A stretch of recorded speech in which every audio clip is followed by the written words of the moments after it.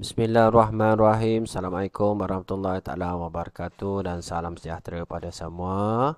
So hari ini cikgu nak sambung soalan percubaan daripada daerah sempurna Okey, soalan negeri Sabah lah. Okey. So kita pergi kepada soalan yang pertama. Okey, bahagian A. So Raja 1 menunjukkan sebuah silinder yang diisi penuh dengan air dan sebuah cubeboard kosong. So kita ada satu silinder, kita ada satu cubeboard yang kosong. Okey. Semua air di dalam silinder dituang ke dalam cubeboard. Hitung tinggi. Okey, dalam sentimeter air di dalam cubeboard. Okey, first kali kita kena carilah isi padu silinder. Okey, isi padu silinder dibekalkan kepada pelajar Kalau pelajar tak ingat, so kalau kita tengok silinder dulu, macam mana kita nak ingat? So dekat sini ada bulatan lah. So bulatan ni luas dia pi j kuasa 2. So kalau silinder pi j kuasa 2 kita darab dengan tinggi. So ni ialah formula untuk silinder lah, isi padu silinder. Okey, cubeboard seperti biasalah. Panjang darab lebar darab tinggi. Okey, so kita tengok. Jadi kalau air dalam silinder ni kita tuang ke dalam cubeboard, so berapa tinggi dia? So kena cari isi padu silinder dulu. So kita cari isi padu silinder. Silinder pi j kuasa 2 T. So kita masuk dalam formula lah. 22/7 darab dengan, so jejari dia. Dekat sini diameter dia 18. Diameter ni 18. So jejari dia separuh dia lah. So 9 kuasa 2 darab dengan tinggi. So tinggi dia kita ada 21 cm. 21 cm. So kita tekan kalkulator. Okey, simple je. 22/7 darab dengan 9 kuasa 2 darab dengan tinggi dia 21. So kita akan dapat 5346. 5346. Okey, settle untuk isi padu silinder. Seterusnya kita kena cari cubeboard. Okey, so cubeboard. Cubeboard formula dia panjang darab lebar darab tinggi. Okey, so sekarang ni panjang dia 24. So panjang dia 24.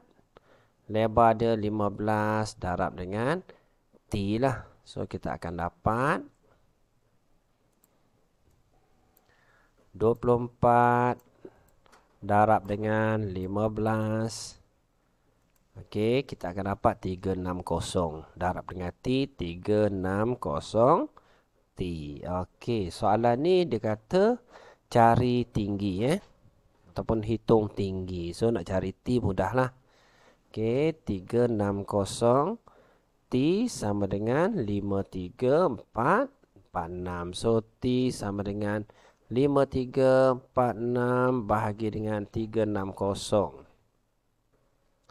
Okey, kita tekan kalkulator.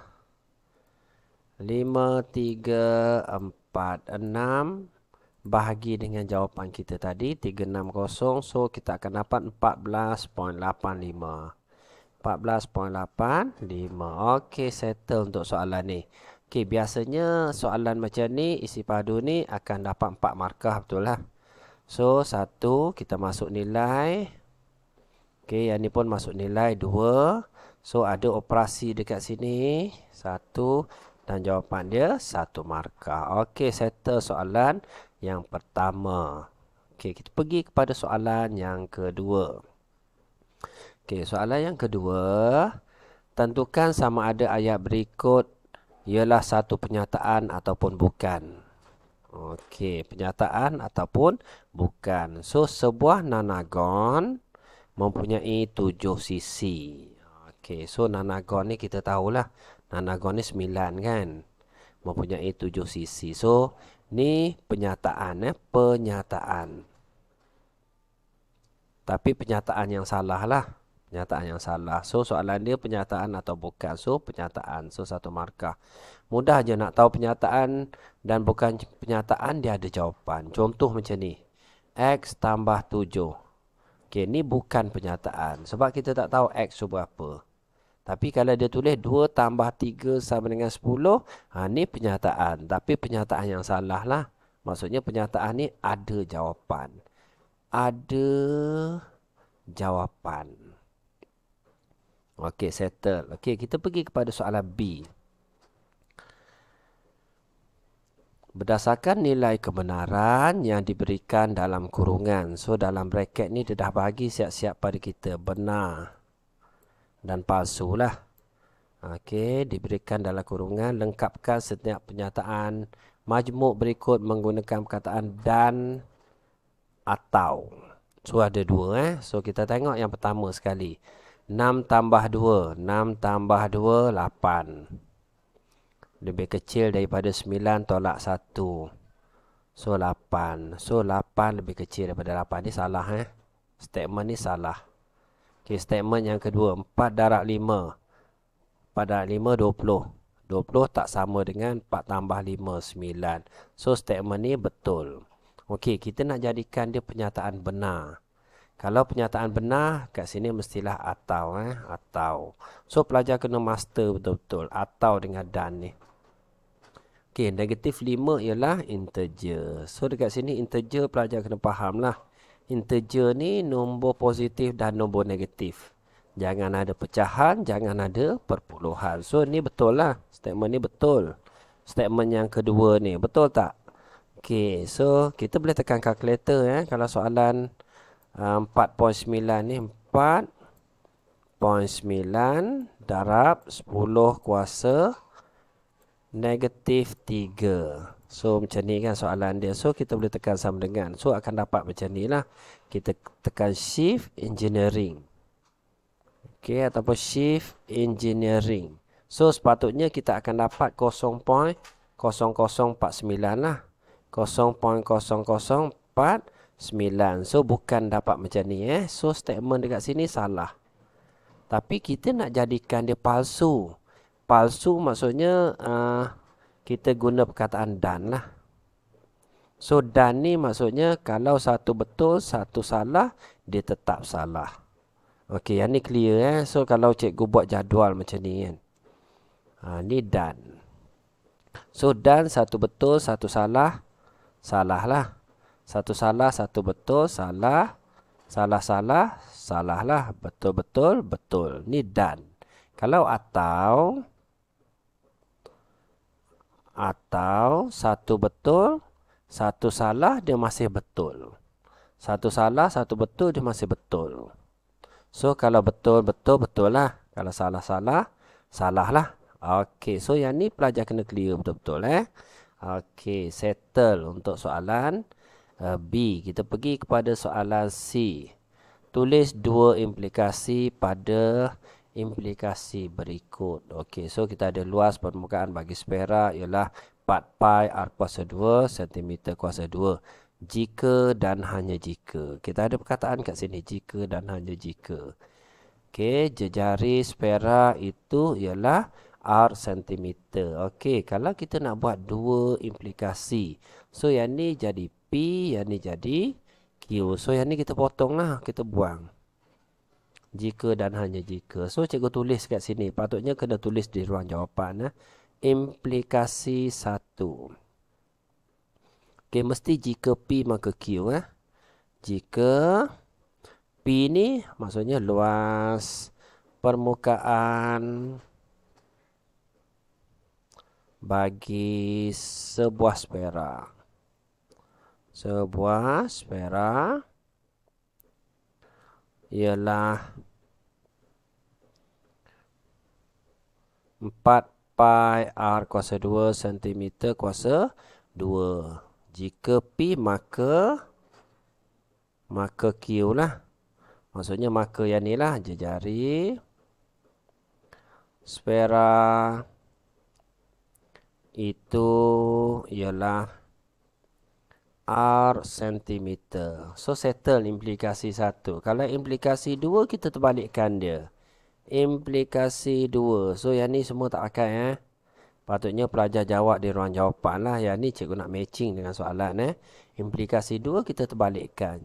Jika Q maka P. Maksudnya jika jejari sfera itu ialah R sentimeter, maka luas permukaan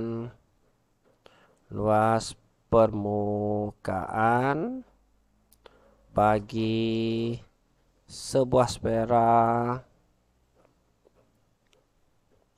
ialah 4 pi R kuasa 2 cm kuasa 2. Senang, settle untuk soalan ni. Okey, so kita tengok markah dia lah. So markah dia penyataan tadi 1. So sini 1 markah dan sini 1 markah. Okey, untuk implikasi ni jika P maka Q 1 markah. Jika Q maka P 1 markah. Okey. So settle untuk soalan yang kedua. Kita pergi kepada soalan yang ketiga. Soalan yang ketiga, graf jarak masa. Okey, dalam darjah 3 menunjukkan gerakan suatu zarah dalam masa 15 saat. Okey, so biasanya cikgu akan mention pada pelajar belajar dua saja graf. Kalau graf jarak masa, so cikgu tulis balik jarak melawan masa. So kecerunan dekat sini menunjukkan laju. Maksudnya kalau formula dia laju sama dengan jarak bahagi dengan masa. So kalau laju dalam perkataan, so kita tengok ada bahagi masa mesti ada perkataan kadar lah. Kadar perubahan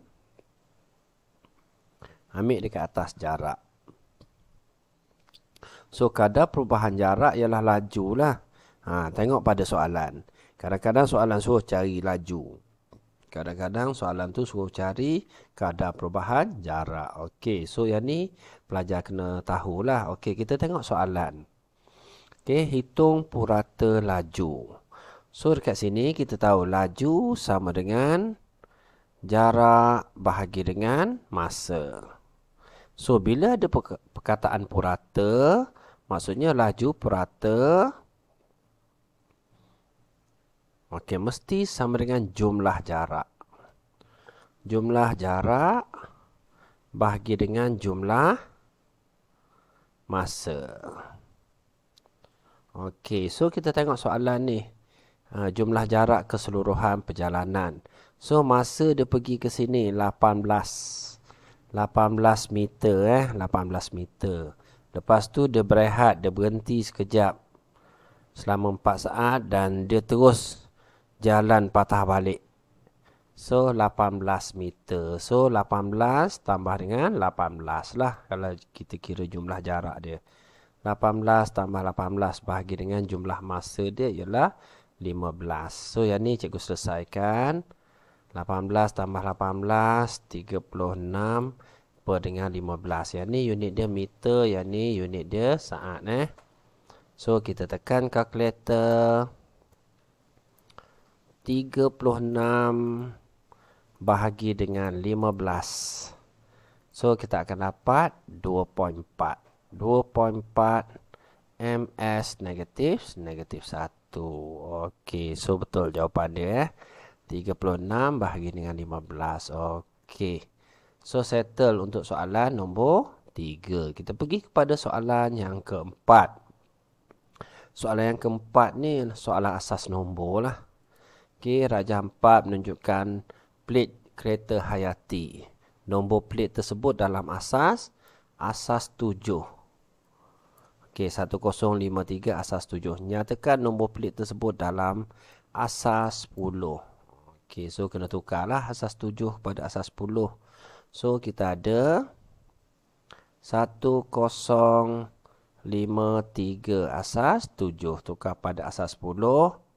So 7 kuasa 0, 7 kuasa 1, 7 kuasa 2, 7 kuasa 3. So, pelajar boleh tekan kalkulator teruslah. 7 kuasa 3. 7 kuasa 3. So, kita akan dapat 343 darab 1, 343 lah. Okey, tambah dengan 7 kuasa 2, 49 darab 0, 0 lah. Nak tulis tambah 0 pun boleh. Tak payah tulis pun tak apa. So, settle. 7 kuasa 1, 7. Darab dengan 5, 35. 7 kuasa 0, kat sini selalu pelajar salah. Apa saja di kuasa 0, nilai dia 1. 1 darab 3, 3. So, kita tambah. 343 tambah 35 tambah dengan 3. So, kita akan dapat 381. Ni pelik kereta dia lah. 381. Okey, so settle untuk soalan yang keempat. Okey, kita pergi kepada soalan yang terakhir lah. Untuk part yang pertama. Okey, soalan yang kelima. Okey, 8 orang lelaki boleh membina sebuah jambatan dalam tempoh 14 hari. So, 8 lelaki tulis kat sini. 8 lelaki. 8 lelaki. Okey. Boleh membina sebuah jambatan dalam tempoh 14 hari. 14 hari. Okey, cari masa dan hari hari yang diambil oleh 5 lelaki. So, sekarang ni dia nak 5 lelaki. So, 5 lelaki untuk membina jambatan yang serupa. So, kita tengok dekat sini Kalau 8 lelaki 14 hari. Kita nak bina jambatan yang sama ni. Okey, jadi kalau 5 lelaki mestilah lagi lama. Sebab 8 lelaki 14 hari. So, yang ni mesti lebih daripada 14 hari lah. Okey, yang ni sebenarnya dalam tajuk ubahan. Maksudnya semakin ramai lelaki. Maksudnya lelaki ni semakin ramai, hari dia semakin kurang. So, hari berkurang. So, satu naik, satu turun. Yang ni mesti berkadar songsang. Ni automatik kita tahu. Okey, so kalau cikgu buat dalam bentuk ubahan, okey, lelaki berkadar songsang dengan bilangan hari. Maksudnya lelaki bertambah, hari berkurang. Lelaki kurang, hari bertambah. So, yang ni kita masukkan dalam persamaan lah. So, sama dengan K per H. So, kita cari K dululah. Kita cari K. So, lelaki, kita tengok kat sini.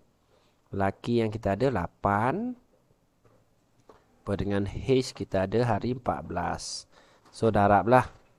So, kita akan dapat K dia